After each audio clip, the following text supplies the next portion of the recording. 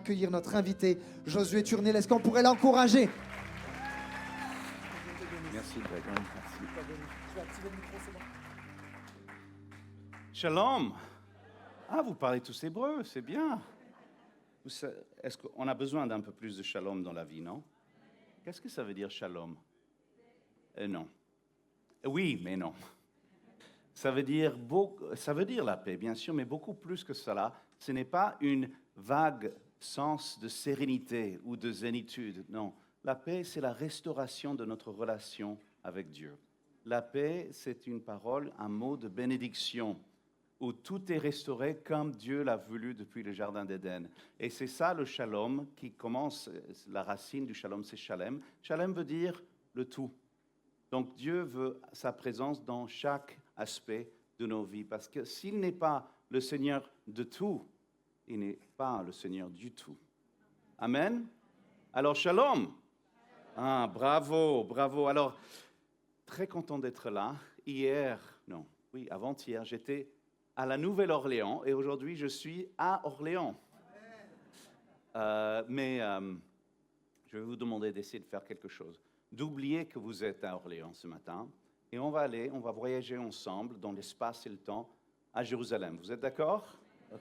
Donc, mais on est quand même en France, pays de mon adoption. Je suis là depuis 27 ans. En France se trouve la plus grande communauté juive de toute l'Europe. Il y a plus de juifs en France que dans n'importe quel autre pays. Il y a 2 fois plus de juifs en France que des chrétiens évangéliques. Et donc, c'est l'une des raisons pour la mission de Juifs pour Jésus en France, de pouvoir partager cette bonne nouvelle que Jésus est le Messie. Et la plupart de mes frères et mes sœurs de la communauté juive ne sont pas croyants en Yeshua. Peut-être moins d'un moitié d'1% sont croyants en Yeshua. Mais je vais vous inviter à table avec ces amis non-croyants en Jésus à Pâques. Et à Pâques, les enfants sont présents. Et si vous étiez là à Jérusalem avec cette famille juive pour célébrer Pessah, ce que toutes les familles juives dans le monde entier sont en train de faire ces jours-ci, et vous posiez la question à l'un des enfants, qui est le héros de la Pâque? Vous posez la question. Que pensez-vous qu'ils diraient, ces enfants? Moïse, certainement, n'est-ce pas? Mais si vous posiez la question à mes enfants, ils vous répondraient Jésus. Et j'espère que vous allez découvrir pourquoi nous considérons que Jésus, c'est le héros de la Pâque. Au-delà, bien sûr, je vais tout vous expliquer. On va découvrir cette culture, cette tradition. Mais au-delà, j'espère que vous allez voir la mission de l'agneau de Dieu qui ôte le péché du monde. Parce que la Pâque juive n'est pas seulement l'histoire du peuple juif, c'est notre histoire d'être libérés de toutes les chaînes, de tout esclavage. Alors, où dans la Bible est-ce qu'on va découvrir cette Pâque juive? L'Exode, merci beaucoup. C'est pour ça qu'on va ouvrir un verset dans l'Évangile de Luc. Eh oui. Voyez-vous que chaque fois que j'ouvre les pages du Nouveau Testament, j'y découvre un livre profondément juif. Et donc, pour découvrir la Pâque juive, on va lire juste 3 petits versets que peut-être vous avez lus un peu en vitesse, mais pour moi et pour les Juifs, sont remplis de sens. Luc 22, versets 7, 8 et 13. Le jour des pains sans levain, où l'on devait sacrifier la Pâque, arriva. Jésus envoya Pierre et Jean en disant « Allez nous préparer la Pâque pour que nous la mangions. » Verset 13. Ils partirent, trouvèrent les choses comme il le leur avait dit et préparèrent la Pâque. Voilà. Pourquoi ces versets sont remplis de sens? Voyez-vous que Pâques, ce n'est pas un jour, mais c'est 8 jours. Donc on est en plein dans les 8 jours de Pâques actuellement. Pendant ces 8 jours, nous ne mangeons rien qui contient du levain ou de la levure. Pourquoi pas de levain ou de levure? Parce que dans les Écritures, le levain est symbole du péché. Un tout petit peu de levain faisait gonfler toute une portion de pâte entière. Ainsi, le péché, aussi petit qu'il soit, nous gonfle d'orgueil, nous transforme, nous dénature, si vous voulez, de l'image que Dieu a créée en nous.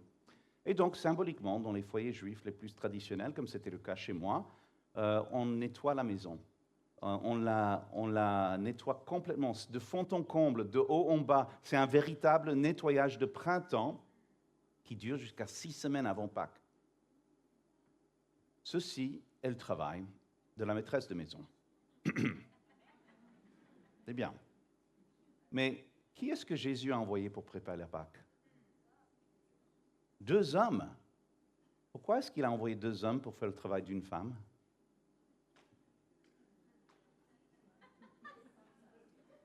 Alors, voyez-vous que Jésus, connaissant la tradition juive, il sait que c'est l'homme qui est responsable spirituel, et donc c'est lui qui doit préparer toute fête. Donc si vous considérez cela ainsi, c'est l'homme qui doit faire ce nettoyage de printemps pendant 6 semaines avant Pâques. Amen? Juste la moitié de vous sont très enthousiastes à ça. Ne vous inquiétez pas, mes frères. Nos rabbins ont trouvé un échappatoire formidable. Il explique ainsi. Oui, c'est vrai que la maison est propre et prête pour la Pâque, grâce aux efforts de la femme. Mais la femme, dans sa faiblesse, dans sa fragilité, a certainement laissé quelques miettes quelque part dans la maison. Donc c'est l'homme, 6 semaines plus tard, la veille de la Pâque, a effectué un contrôle pour voir si tout a été fait en bon et en ordre. Alors, il va prendre des outils de nettoyage assez costauds, une bougie, parce que ce sont des coutumes qui prédatent l'électricité, une nappe, une serviette, une cuillère en bois et une plume. Oui. Et il va chercher ces miettes perdues quelque part dans la maison. Où peuvent être ces miettes? Il peut passer plusieurs heures à chercher dans le grenier, sous le canapé, dans le frigo. Mais sa femme est si bonne, si généreuse, qu'elle cache les miettes exactement là où il les a cachées l'année dernière, et l'année d'avant, et l'année d'avant. Donc finalement, l'homme retrouve l'emplacement des miettes cachées, et avec une main ferme, il les balaye dans la cuillère en bois avec la plume. Ouf, ça c'est du boulot. Alors, que représentent les miettes? Du pain levé, donc c'est du péché. Et c'est pour ça qu'il va utiliser cette nappe. Il va l'amener à la cour de la synagogue. Il y a un grand feu de joie là, dans la communauté. On jette le paquet de levain, de levure, dans les flammes. Il rentre chez lui et il dit, maintenant c'est fait, c'est fini. J'ai nettoyé ma maison de tout levain.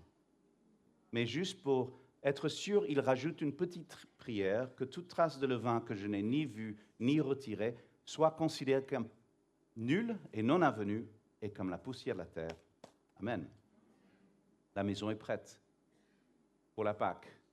Quelle coutume bizarre, n'est-ce pas?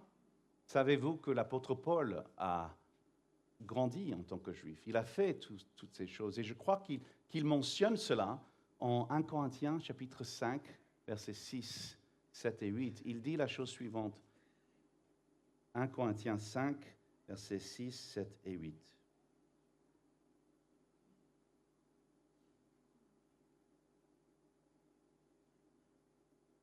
Il n'y a pas de quoi être fier. Ne savez-vous pas qu'un peu de levain fait lever toute la pâte?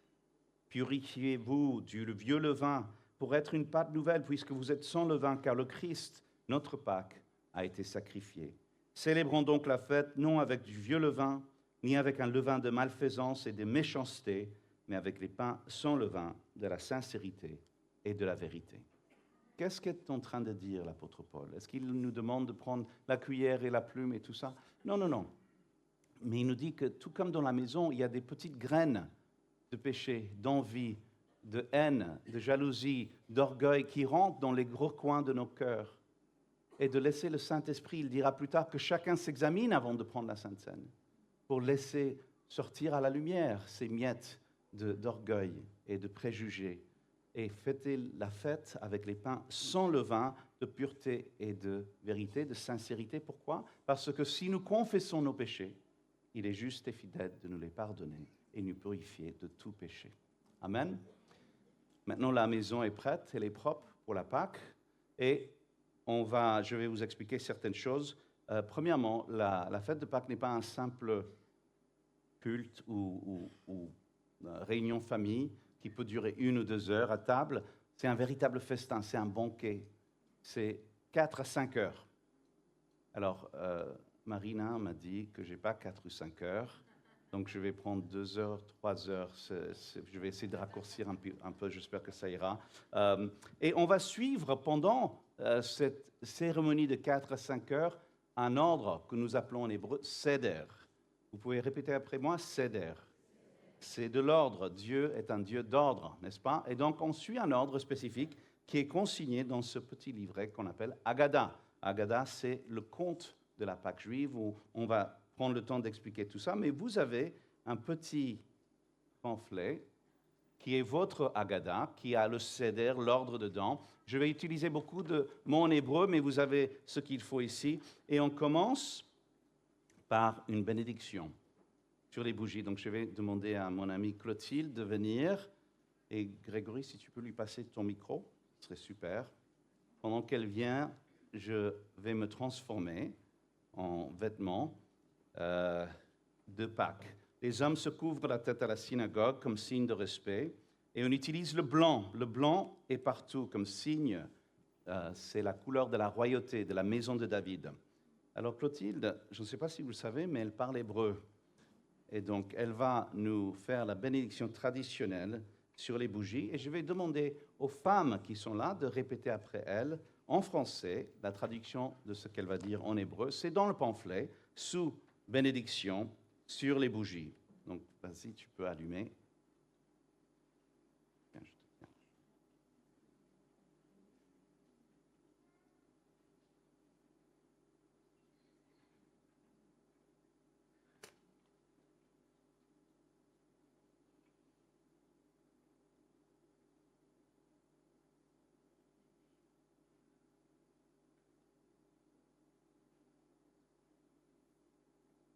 Donc on dit Baruch ata Adonai Elohim Eloheinu melech haolam asher kideshanu bemitzvotav vetzivanu leadlik ner shel Pesach.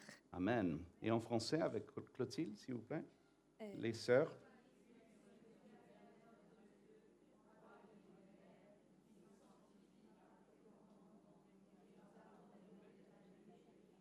Amen, bravo. Amen. Merci Clotilde.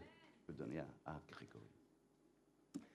Alors, pourquoi est-ce que j'ai demandé à Clotilde? C'est traditionnellement la femme, la maîtresse de la maison, qui va allumer les bougies de Pessah. Cela nous rappelle que le Messie, la lumière du monde, devait venir à travers la semence de la femme, comme c'est écrit en Ésaïe. « Voici, la jeune femme sera enceinte, elle enfantera un fils, lui donnera le nom Immanuel, une lumière pour allumer les nations, les gentils, et la gloire de mon peuple Israël. » Bon, bah maintenant tout est prêt et on commence. On va prendre 4 coupes de vin à Pessah.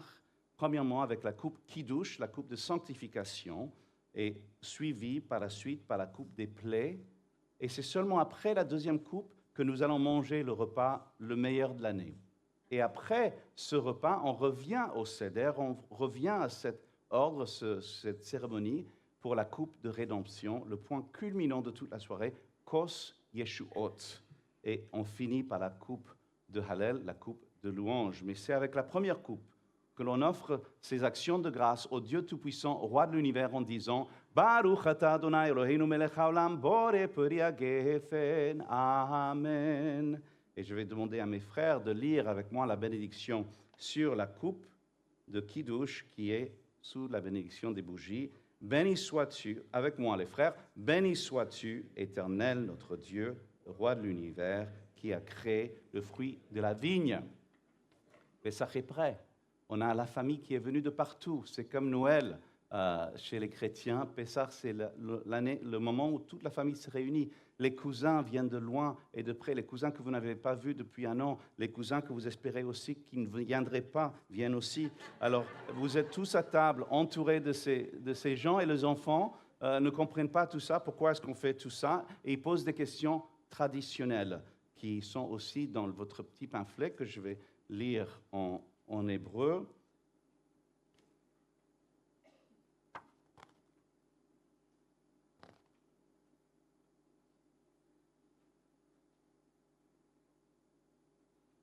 מה נשתנה לילה הזה מכל הלילות שבכל הלילות אנו אוכלים חמץ ומצה הלילה הזה כולו מצה. Qui veut dire pourquoi cette nuit est-elle si différente de toutes les autres nuits? Et l'enfant va poser 4 questions. On va prendre le temps de répondre à ces 4 questions. Mais à cette première question, peut-être la question la plus importante, pourquoi cette nuit se distingue-t-elle de toutes les autres nuits? Chaque adulte à table est obligé de répondre. Nous faisons cela pour ce que le Seigneur a fait pour moi. quand il m'a délivré du pays d'Égypte avec son bras puissant tendu vers moi. Il m'a touché, il m'a libéré. La rédemption, le salut, c'est le centre de la Pâque. C'est le message principal de la Pâque. Mais la Pâque n'annonce pas uniquement le salut de Dieu, mais les moyens de ce salut. La provision divine est venue par un agneau. Mes ancêtres ont dû prendre un agneau d'1 an, sans tache, en parfait état, et le sacrifier d'une manière très précise, délicatement même. Le sacrifier sans briser aucun de ses os. Et parce que les Juifs ont eu foi dans ce dernier commandement, la dernière plaie, la mort du premier-né, leur fut épargnée grâce au sang de l'agneau. Parce que quand la mort a été confrontée au sang, la mort était obligée de passer par-dessus. En hébreu, Pessah, d'où vient le mot Pâques, qui veut dire exactement passer par-dessus. Quel acte puissant de rédemption, n'est-ce pas? Mais encore plus puissant, à quoi ça nous désigne, à quoi ça prophétise l'image d'une rédemption encore plus puissante à venir. Parce que quand la mort était confrontée par le sang sur ses portes, parce que le sang a été mis d'une manière très spécifique, premièrement en haut de la porte, et ensuite sur les côtés, sur les linteaux. Et quand le sang a coulé, ça faisait le signe de la croix. Parce que tout comme ces premiers agneaux n'ont eu aucun de leurs os brisés, Jésus sur la croix n'a eu aucun de ses os brisés. Et tout comme les Israélites en Égypte ont mis le sang sur les portes de leur maison, nous sommes invités ce matin à mettre le sang de Jésus le Messie sur les linteaux de nos cœurs. Jésus dit, je me tiens à la porte et je frappe. Et si quelqu'un veut m'ouvrir, je rentrerai et je souperai avec lui et lui avec moi. Alors, on va prendre le temps d'expliquer tout sur la table. L'une des premières questions que l'enfant va poser, que vous avez là-dedans, pourquoi mangeons-nous des pains azim, des pains sans levain? Nous répondons traditionnellement, nos ancêtres, dans leur hâte de quitter l'Égypte, n'ont pas pris le temps de faire lever la pâte. Ici, l'une des premières choses que je vais vous expliquer, c'est un apron avec 3 morceaux de pain non levé là-dedans. Je ne sais pas si vous les voyez, il y a un là, séparés l'un de l'autre par ce nappe tissu cousu. Vous voyez le deuxième? Juste pour être sûr. Et encore, il y a un 3e à l'intérieur. Mais en ce moment-là, je vais prendre que le 3e, mais je vais prendre que le 2e. Les 2 autres restent cachés. Et c'est seulement celui-ci qui est révélé. On récite une petite bénédiction en araméen. Alachman yadiachalu avatana de aradi Mitzrayim. Voici le pain de l'affliction. Voici le pain de misère que mes ancêtres ont mangé en Égypte. Que tous ceux qui ont faim viennent et mangent la Pâque. Et c'est donc ce pain qui est brisé, on va le mettre dans un lin blanc et on va lui donner un nom spécifique. On va l'appeler Afikomen. Vous pouvez répéter avec moi? Afikomen. Encore une fois? Très bien.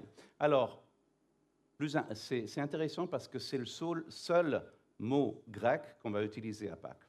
C'est un mot grec. Et plus important veut dire ce qui vient après ou celui qui vient plus tard. C'est exactement ce que ça s'appelle. Et c'est ce qu'on va faire. On va le cacher. Normalement, c'est un jeu qu'on joue avec les enfants. On va cacher l'afikomen et on va le ramener à table plus tard. Après, nous avons plein de choses ici que Marina, l'excellente Marina, a préparées pour nous. Premièrement, on a une assiette, un plateau du Seder, et ici, on met tous les aliments traditionnels du Seder de la Pâque que Marina nous a préparés ici. Premièrement, karpas. Et encore, vous avez tous ces mots dans le pamphlet, mais karpas, par sa couleur bien verte, ça peut être du persil ou céleri. Karpas représente la vie. Et on va manger le karpas, le persil, mais avant de le manger, on va le tremper dans l'eau salée 2 fois. Ainsi, nous nous souvenons qu'une vie sans rédemption est une vie noyée de larmes. L'eau salée, bien sûr, représentant les larmes. Ici, nous avons la racine de la vie, un oignon ou un radis noir qui est utilisé. C'est juste une racine de l'herbe amère qui nous rappelle que la racine de la vie peut être souvent amère, comme elle a été pour les esclaves en Égypte, mais comme elle est pour des milliers des centaines de milliers même en France qui ne connaissent pas la liberté en Jésus. Finalement, on a la racine de l'herbe amère qui est écrasée, moulue et épicée. Ça devient du réfort. Je ne sais pas si vous connaissez. Qui connaît le réfort? OK, ceux qui ont levé la main, vous voulez manger une cuillère pleine de réfort? Non? En fait, c'est traditionnel de manger une cuillère, une bouchée pleine. Cela nous rappelle, qu'est-ce qui se passe quand on mange une cuillère pleine de réfort? On pleure, on est étouffé un peu. Et donc, ça nous rappelle que les Israélites esclaves en Égypte ont versé des larmes et on doit pleurer avec ceux qui pleurent et se réjouir avec ceux qui sont dans la réjouissance. Ici, nous avons le charoset.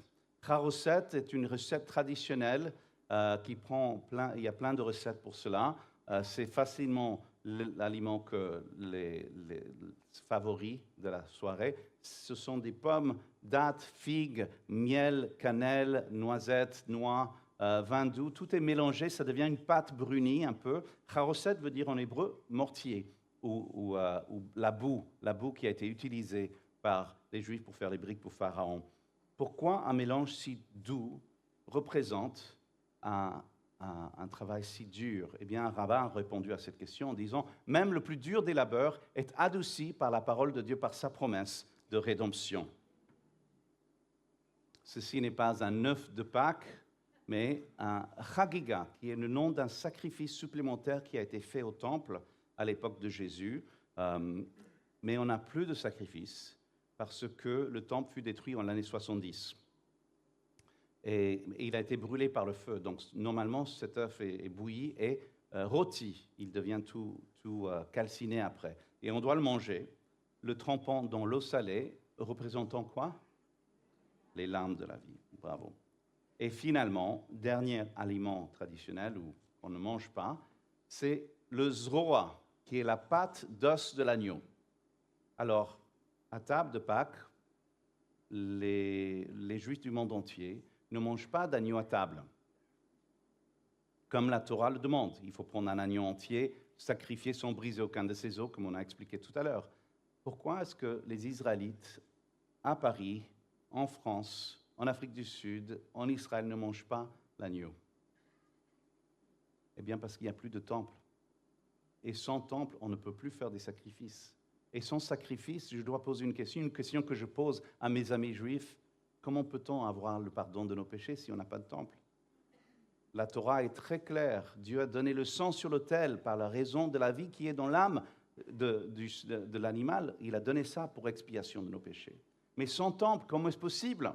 Eh bien, c'est pour ça que c'est tellement important de comprendre ce que Jean le Baptiste a dit quand il a vu Jésus sur les rives du Jourdain. Il a dit, « Voici l'agneau de Dieu qui ôte le péché du monde. » Frères et sœurs, non pas à partir d'une multitude de sacrifices qui ne peuvent plus être offerts de toute façon, mais par le sacrifice d'un seul, Jésus le Messie, l'agneau de Dieu.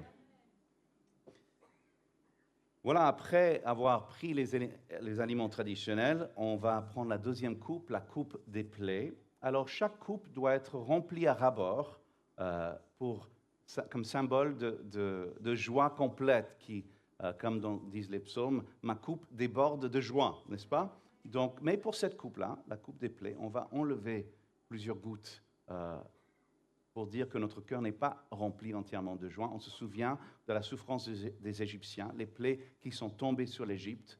On se souvient que le peuple juif souffre encore aujourd'hui et les souffrances dans le monde ne cessent pas, mais c'est un moment de réfléchir à ce que notre liberté de l'Égypte a été achetée à un terrible prix. Prix de souffrance. Ce matin, le pasteur Grégory nous a amenés en prière en rappelant l'épine de couronne de Jésus. Notre liberté aussi en Christ a été rachetée à un terrible prix. Donc c'est un moment de sobriété. Mais c'est le seul moment de sobriété, parce que la fête de Pessah, c'est vraiment une fête de joie. Et non seulement je célèbre parce que mes ancêtres ont été libérés de l'Égypte, mais moi, par Jésus le Messie, je suis passé de la mort à la vie. Amen. Alors, après la deuxième coupe, on va manger. Alors, je ne vais pas vous servir un repas maintenant, mais on va faire une petite pause pour voir une vidéo que Chloé va nous préparer pour vous expliquer un peu, Juif pour Jésus, ce que c'est, et faire un peu cette pause de repas. Chloé, c'est bon?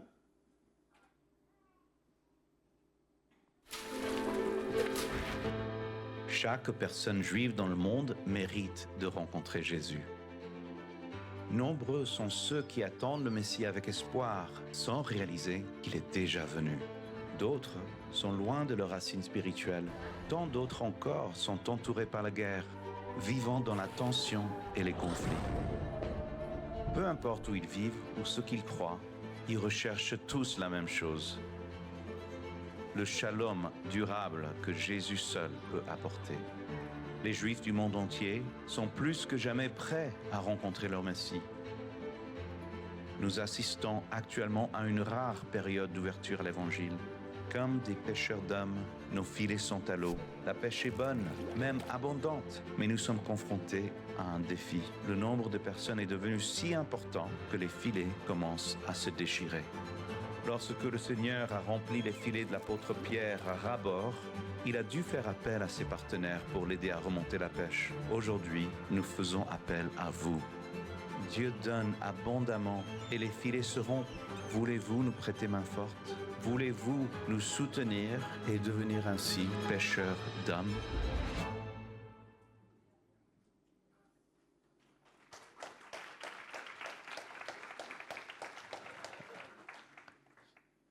La situation est grave dans le monde.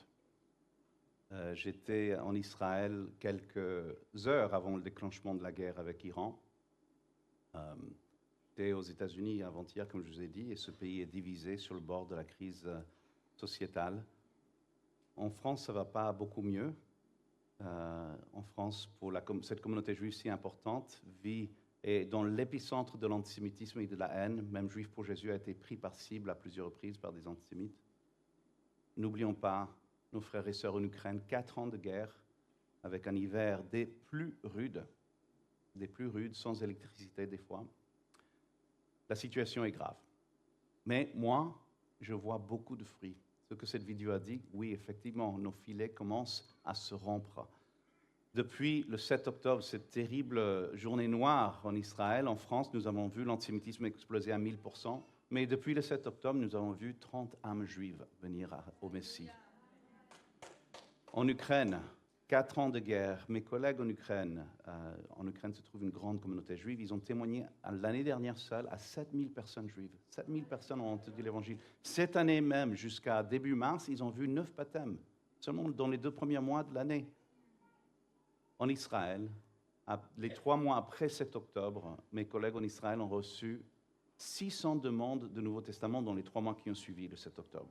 Ça continue même en début de cette année, on a reçu 300 dans l'espace de 2 mois. L'une des personnes qui a demandé ce Nouveau Testament est une dame juive qui vient d'une famille qui a survécu à la Shoah. Elle a commencé à étudier le Nouveau Testament, elle a fait un cri de secours parce que ses 2 petites filles ont été prises otages à Gaza, des jeunes de 18 et 21 ans. Elle a commencé à étudier le Nouveau Testament et quelques mois plus tard, elle a donné sa vie à Jésus. Et la même semaine où elle a donné sa vie à Jésus, ses 2 petites filles ont été libérées de Gaza. Alors, oui, merci Seigneur, libérées de Gaza, mais pas forcément libérées de Gaza. On peut être seulement libre de ce genre de traumatisme par Jésus qui seul peut donner espoir, seul peut guérir. Mais laissez-moi vous encourager, quand vous voyez ce que vous voyez dans les actualités, sur les réseaux sociaux, nous sommes appelés à voir une réalité plus réelle que celle-là, une réalité ultime, parce que notre combat n'est pas physique ou charnel, mais il est spirituel, contre des puissances. Et laissez-moi vous dire, chers amis, dans cette guerre-là, on est déjà victorieux. On a déjà gagné la bataille. Alors concrètement, qu'est-ce qu'on vous demande dans cette vidéo? On vous demande de nous aider parce que les filets se rompent. Déjà, plusieurs d'entre vous m'ont dit que vous avez des amis juifs. Donc j'ai ce petit pamphlet que vous pouvez prendre à la sortie, elle est gratuite, quelques pistes pour témoigner à vos amis juifs. Et si vous avez besoin de conseils ou de l'aide pour témoigner, nous sommes là. Et comment est-ce que vous pouvez apprendre comment témoigner? À la fin de cette brochure, vous avez vu qu'il y a un petit coupon que je vais vous demander de plier là, comme ça, et le détacher, parce que celui-ci, vous pouvez laisser vos coordonnées ou pas, mais ce carton m'est utile, et vous pouvez le donner à Noah, qui est à la table avec moi, si vous connaissez Noah. Et cette partie, vous pouvez la garder comme souvenir de ce que nous avons vécu.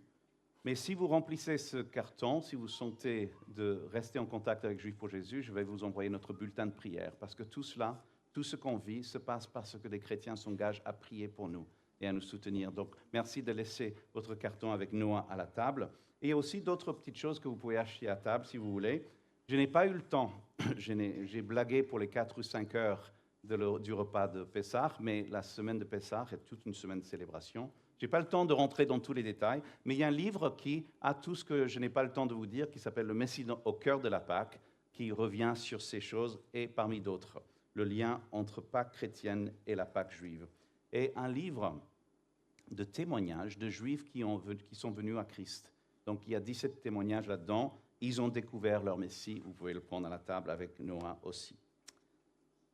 Voilà, donc maintenant on va revenir à notre table de Pâques, de Pessah en hébreu, la Pâque juive, passer par-dessus. Où est-ce qu'on est? Quelle coupe sommes-nous? La deuxième ou la troisième? Oui, quelqu'un s'est endormi, ma sœur, réveillez-vous. La troisième coupe, c'est le point culminant de toute la soirée. En hébreu, on l'appelle Kos Yeshuot, qui veut dire littéralement la coupe du salut. Est-ce que vous savez ce que veut dire Jésus en hébreu? Comment dire Jésus en hébreu? Yeshua. Cette coupe porte le nom de Jésus, la coupe du salut. Jésus veut dire salut. Vient du psaume 116. Kos Yeshuot Esa uveshem Adonai Ekra. Je soulèverai la coupe du salut et j'invoquerai son nom. C'est le moment de prendre cette coupe après le repas de Pâques. Je ne peux pas continuer. J'ai oublié quelque chose. Excusez-moi. J'espère que vous ne vieilliriez jamais, que ça ne vous arrive pas. J'ai oublié quelque chose qui était... Merci Siam. Je me suis souvenu de ce que c'est. C'est quelque chose que j'ai pris de ce napperon, la matzah du milieu, le pain azim du milieu, rappelez-vous.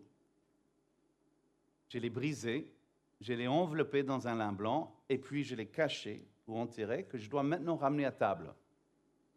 C'est quoi? C'est quoi? Vous l'avez répété 2 fois le mot, vous vous rappelez?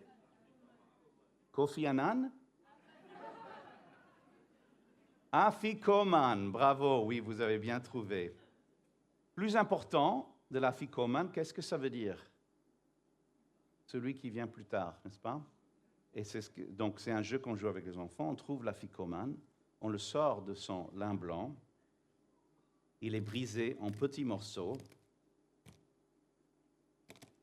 de la taille d'une olive, et l'afikoman est pris ensemble avec la coupe du salut. Ça vous rappelle quelque chose, n'est-ce pas? Mais je vois Jésus beaucoup plus qu'en cette tradition de l'afikoman. Je crois que la matzah elle-même nous parle de Jésus d'une manière spécifique. Premièrement, pour être kasher, les rabbins ont précisé certaines choses. Ça doit être du pain strictement non levé, ce qui est le symbole d'une nature sans péché. Aussi, les rabbins disent que chaque morceau de matzah doit être meurtri ou mis en lanière, marqué comme vous la voyez. Cela me rappelle le prophète Ésaïe. C'est par ces meurtrissures que nous sommes guéris. Et chaque morceau de matzah, sans exception, doit être troué ou percé. Je ne sais pas si vous arrivez à voir. Cela me rappelle le prophète Zacharie qui a dit « Ils tourneront le regard vers moi, celui qu'ils ont percé. » Mais encore, qu'est-ce que ça veut dire ce mystérieux 3 en 1? Les rabbins disent que c'est Abraham, Isaac et Jacob. Pourquoi pas? Mais pourquoi est-ce que la matzah du milieu est-elle révélée, brisée, mise dans un lin blanc, enterrée puis ramenée à table? Je crois que vous voyez où je veux en venir, n'est-ce pas? Les 3 forment un genre de triunité. Il y a un mot en hébreu qui décrit une telle unité. Ce mot, c'est echad. Vous pouvez le dire avec moi? Echad, ça veut dire une unité des choses. Quand l'homme et la femme deviendront qu'une seule chair, le mot, c'est Echad. Quand les tribus d'Israël se réunissaient ensemble à Jérusalem pour louer l'Éternel, le mot, c'était Echad. Et c'est le même mot que Moïse a choisi pour décrire l'unique caractère de Dieu.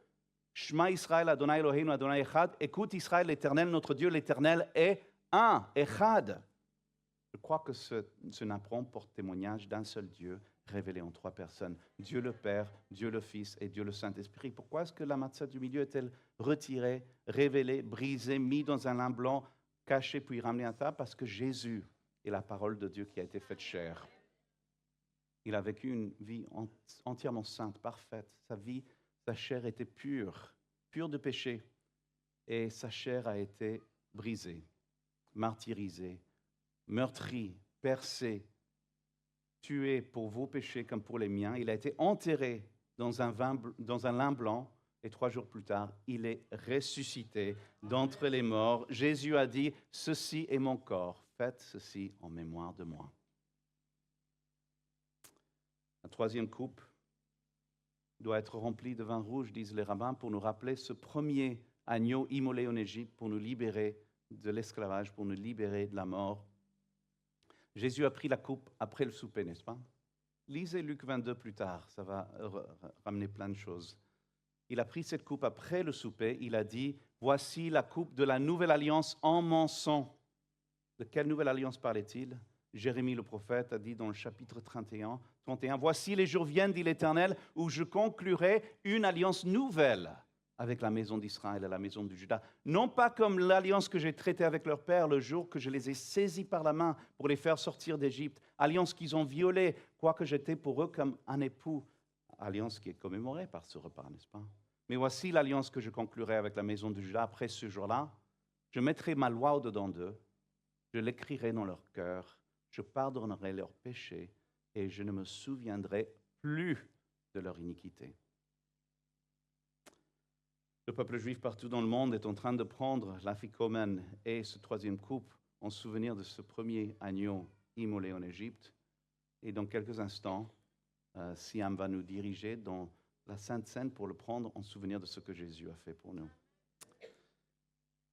Alors, on finit avec la quatrième coupe, la coupe de Hallel. Vous connaissez ce mot, n'est-ce pas? En hébreu, vous le chantez chaque dimanche. Qu'est-ce que ça veut dire, Hallel? Alléluia! Bravo, équipe de louange, vous êtes avec moi, super. Alléluia, louange. Et on chante la louange à Dieu, les cantiques, du psaume 113 au psaume 118, avant de conclure. Et c'est presque fini, les amis, mais je ne sais pas si vous avez remarqué, il y a une cinquième coupe qui est là. Je ne sais pas si vous l'avez vue. Voilà, la coupe d'Élie le prophète. Et c'est à ce moment-là qu'on va à la porte, on l'ouvre en grand, espérant y voir Élie le prophète pour qu'il vienne s'asseoir à table. Il a un couvert, il a une place pour annoncer la venue du Messie. Et quand il n'est pas là, on dit, bon, pas cette année, mais l'année prochaine peut-être. Les disciples de Jésus lui ont demandé, pourquoi est-ce que les rabbins disent qu'on doit attendre Élie? Et Jésus a dit, si vous pouvez l'accepter, c'est Jean, l'Élie, qui devait venir. Alors, il y a un chant qu'on chante dans la communauté juive à la fin du repas de Pâques. Élie, le prophète de Gilead, vient bientôt et dans nos jours et amène avec toi le Messie, le fils de David. On a tellement besoin de lui. Eliyahu Hanavi, Eliyahu Hatishbi, Eliyahu, Eliyahu, Eliyahu Agiladi, Bimhera Yamenu, Yavo Elenu, Im Mashiach ben David, Im Mashiach ben David, Eliyahu Hanavi. Frères et sœurs, le Messie est venu et il est mort pour nos péchés et il est ressuscité d'entre les morts. C'est ce qui nous réunit ce matin, n'est-ce pas? C'est ce qui nous réunit ce matin, n'est-ce pas? Vous savez ce que Jésus a dit avant de fêter cette Pâque avec les disciples? Il a dit, j'ai ardemment désiré de fêter cette Pâque avec vous avant de souffrir. J'ai ardemment désiré de partager cette Pâque. J'espère que vous comprenez un peu mieux le sentiment du Seigneur après avoir vécu cette Pâque avec moi. Mais laissez-moi vous dire une chose. La Bible dit que Jésus-Christ est le même hier, aujourd'hui et demain. Donc ça veut dire que le même Jésus qui a ardemment désiré partager la Pâque avec ses disciples avant de souffrir, il est là ce matin. Et il désire ardemment partager ce repas avec vous. Il frappe à la porte. Est-ce que vous allez lui ouvrir?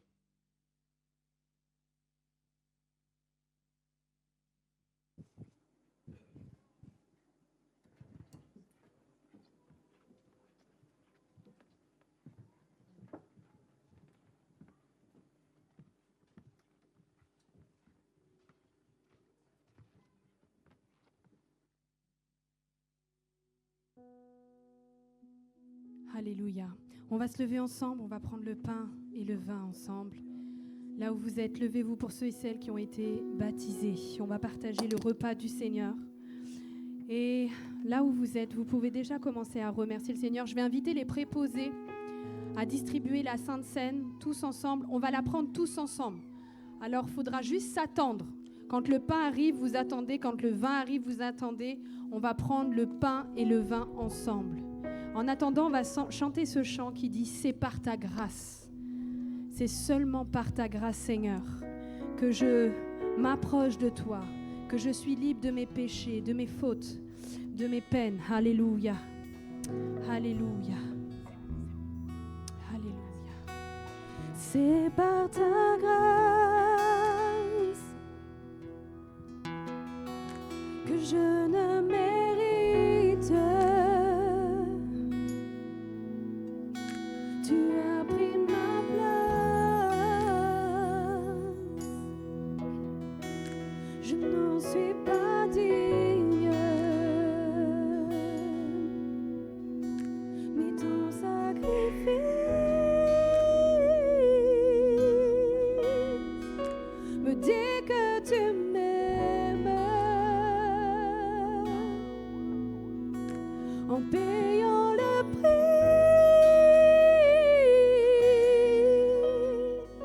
tu m'as rendu libre, je suis libre. C'est par ta grâce que je ne mérite, que je ne mérite. Tu as pris ma place, Seigneur. Tu as pris ma place. Je n'en suis pas digne. Et ton sacrifice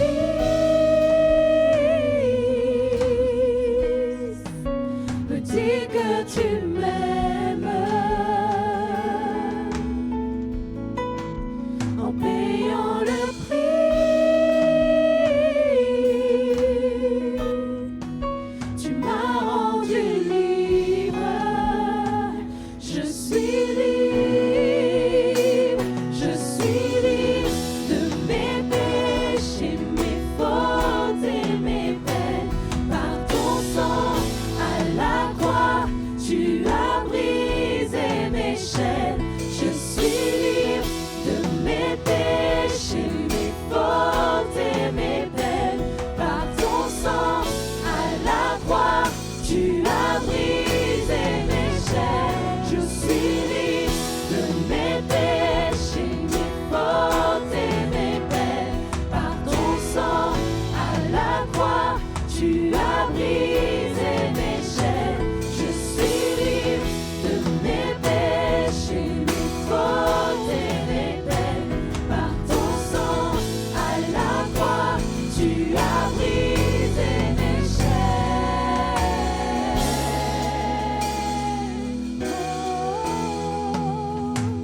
Par ta grâce, seulement par ta grâce, seulement par ta grâce. C'est par ta grâce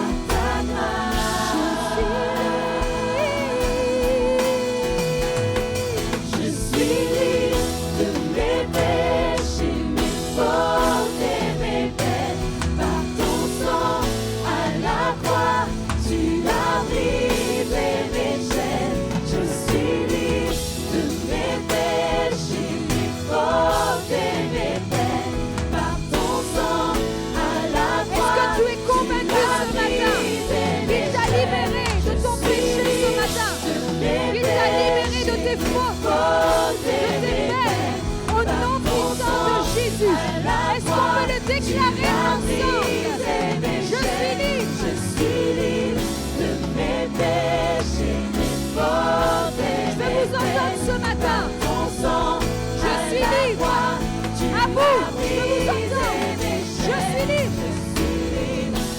Mes péchés, mes fautes et mes peines, par ton sang. C'est l'œuvre de la croix pour ta vie. C'est que le sang de Jésus est suffisant pour te libérer, pour pardonner tes fautes. Au nom puissant de Jésus. Alléluia. Ensemble, je suis libre. Alléluia. Je suis libre de mes péchés, mes fautes et mes peines. Par ton sang à la croix, tu as brisé mes chaînes. Je suis libre de mes péchés, mes fautes et mes peines. Par ton sang à la croix, tu as brisé mes chaînes. Oh oui, Seigneur. Par ta grâce, C'est seulement par sa grâce. c'est par ta grâce, par ta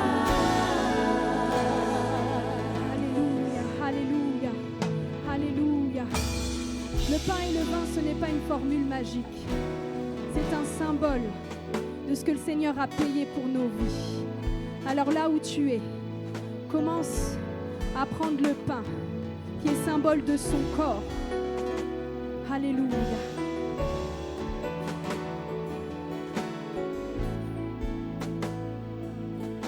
Alléluia.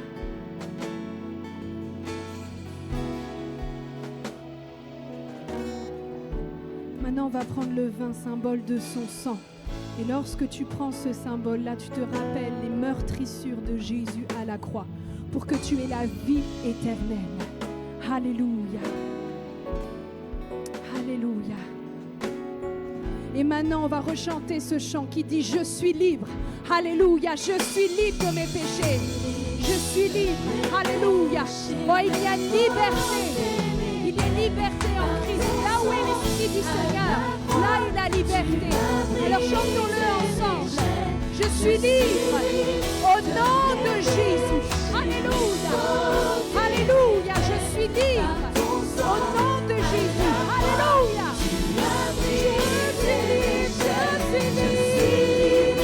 de mes péchés, mes fautes et mes peines. Par ton sang à la croix, tu as brisé mes chaînes. Je suis libre de mes péchés, mes fautes et mes peines. Par ton sang à la croix, tu as brisé mes chaînes. Je suis libre de mes péchés, mes fautes et mes peines. Par ton sang à la croix, tu as brisé mes chaînes. Je suis libre de mes péchés, mes fautes et mes peines.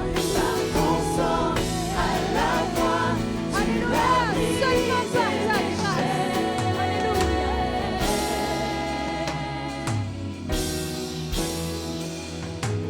Par ta grâce, c'est par ta grâce, Seulement par ta grâce. par ta grâce, Seulement par ta grâce. c'est par ta grâce,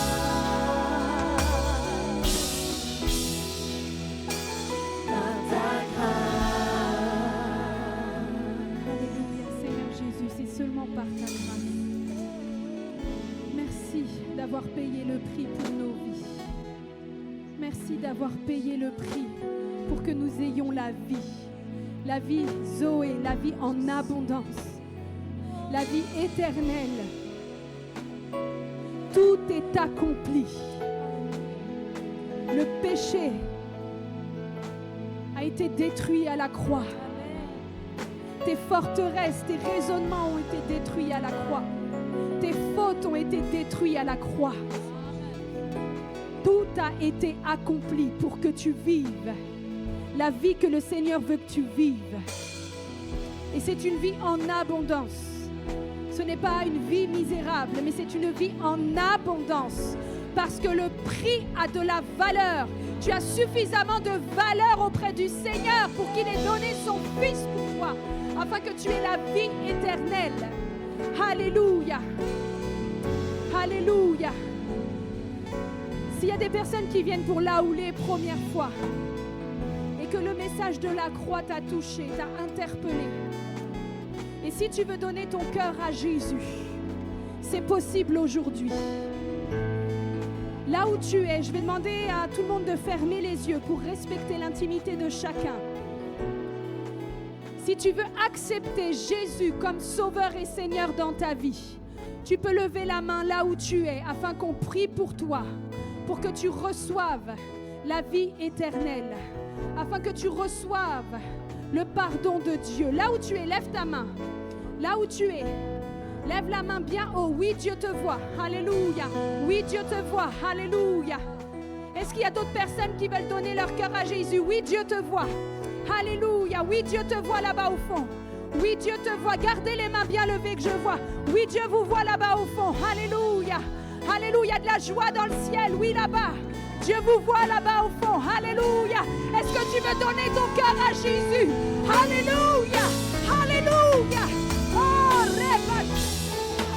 Seigneur, alléluia. Je te prie. Oui, Dieu te voit là-bas au fond. Alléluia. Oh, Seigneur Jésus, je te prie pour toutes ces personnes qui ont levé la main. Toutes ces personnes qui ont levé la main. Seigneur Jésus, je prie qu'ils répètent après moi cette prière. Alléluia. Seigneur Jésus, je te donne ma vie, je te donne mon cœur. Je crois que tu es mort à la croix pour le pardon de mes péchés. Je crois, Seigneur, que mon nom est inscrit dans le livre de vie. Je crois, Seigneur, que tu es celui en qui je crois, en qui je mets toute mon espérance. Oui, je te donne ma vie, je te donne mon cœur à nouveau. Alléluia. Reçois mon cœur comme un cadeau d'amour. Reçois ma vie. Seigneur, je veux me soumettre et je veux t'accepter comme Sauveur et Seigneur de ma vie. Amen. Je vais prier pour toi maintenant. Seigneur Jésus, je te prie pour ces personnes qui ont levé la main. Merci parce que leur nom est inscrit dans le livre de vie. Merci Seigneur parce qu'il y a de la joie dans le ciel, parce qu'il y a des vies transformées ce matin, il y a des vies sauvées ce matin. Et Seigneur Jésus, on les remet entre tes mains. Oh, quoi de mieux que de les remettre entre tes mains, parce que je sais que tu vas en prendre soin, que tu vas les amener plus loin avec toi. Seigneur Jésus, je prie Père, que ton nom se glorifie au travers d'eux. Dans le nom puissant de Jésus-Christ. Merci Père. Amen. Amen, amen. Alléluia. Alléluia, alléluia, alléluia. Alléluia. Tous ceux et celles qui ont levé la main, je vous invite à l'espace bienvenue. On va vous donner une Bible.